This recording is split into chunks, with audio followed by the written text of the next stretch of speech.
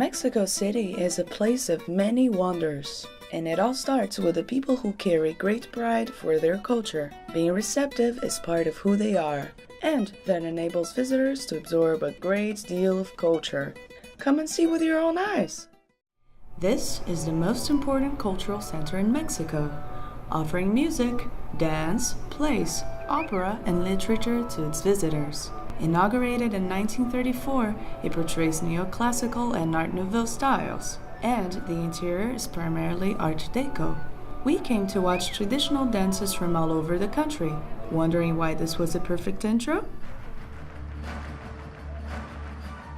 Who would have known Mexico contains such diversity? The stage becomes a canvas where ephemeral art is created in the most graceful ways.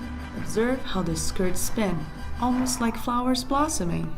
The excitement is contagious. These performers know they've brought a little taste of every state they've represented. The sun is out and we're ready for more. First, breakfast. Located at a street corner, it is hard to miss. The House of Tiles is an 18th century building that has no doubt made history, first being a private property, then a drugstore, and finally a successful restaurant. What's inside can only surprise us even more.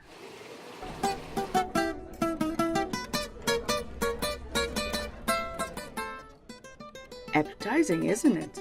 Fresh juices, excellent service, things to see. One of the main purposes of this trip is to learn new things about humanity, and interacting with locals is the best way to do that. Here we are with a brave group of women and their children who come together as a family to support each other through their fight on cancer. In one hand, being there was emotionally difficult, but in return, learning how they deal with pain was very eye-opening. We were all touched from the children's attitudes, especially after hearing that the best gift was the time we shared.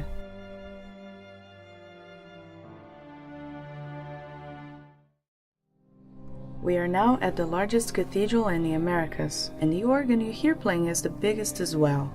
As marked by this decentered pendulum, the cathedral is slowly sinking. This is due to the city being built over water, but there are no worries. This beautiful space will still be here for many generations to come.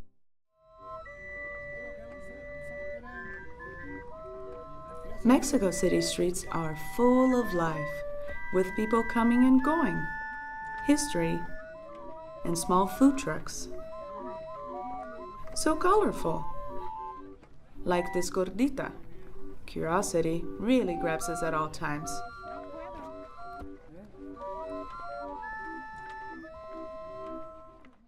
What a day! And now it's taco time. Here is a famous dish that is actually a borrowed version of the Turkish gyros. What was pita bread and lamb became tortilla with pork. A truly successful adaptation. And here is a chef that has been here for over 40 years. And in 2008, he has gone to China to train locals to cook during the Olympics. That's what a successful partnership is about. Yes. Mexican cuisine is incredibly visually appealing. Lucky for us, we're here with Marta Ortiz. Passion and love for her culture are what enable her to tell stories through her dishes. She talks to us about chilies, which are so important in Mexican cuisine that they change names after being smoked and dried. For example, jalapenos become chipotle, and after learning some new things, we're able to really savor. We are on our third day, and fun has only started. Here we meet young artists at their studio. They come together to use their creativity to bring attention to important subjects, such as women and the indigenous communities in Mexico. Then we're invited up to the terrace. This is where they get together to let their creativity spread to the canvas. We enjoyed listening to original music, having a good conversation, and even resting a little. Of course, we couldn't come to Mexico without going to the Frida Kahlo Museum. This was her intimate space where she grew, suffered, loved, and expressed her deepest feelings through her paintings. In her honor, in 1958, Diego Rivera donated her house to become a museum. We are all hungry once again, so how about some nopal soup with avocado and cheese? Nopal is actually a kind of cactus. That was a first and incredibly delicious. This is our gastronomic tour day, and to be ready, we'll first do some walking and visiting. After a short hike, we get to this beautiful castle. Chapultepec means Grasshopper Hill in Nahuatl, the language of the Aztecs.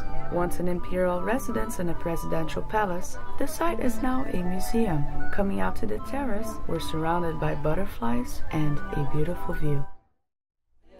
We are now at Colonia Roma, where we learned that Mexican cuisine is so diverse that to appreciate it, we need to try these 7 different restaurants. With a great guide, we learn about how European architecture was recreated thanks to wealthy Mexicans who have traveled to Europe. As we walk from a restaurant to the next, we admire this rendering of European styles. It didn't even feel like we had spent over 4 hours eating. It's not often that we wake up knowing that we're going to meet the Secretary of Tourism of Mexico. This is our last day, and we were able to give feedback about our experience as well as hear about plans of progress for this beautiful city. Mexico has great urban artists. This is Mean. Not so mean looking, is he? He has been using his talents to color schools, houses, and murals. It's nice to see youth give life to the city. It's hard to say what was the best part of this trip, but the last day was something special. We get to a lake where colorful boats are lined up, and one of which is ours. Surprised with locally prepared lunch, we are ready to go. This is where many people come for special occasions. We were surrounded by floating parties and mariachi, a Mexican tradition and a guaranteed entertainment.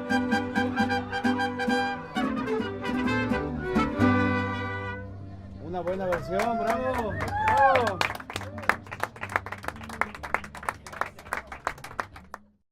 Time has gone by so fast, but now what's left to do is to close this trip in great style.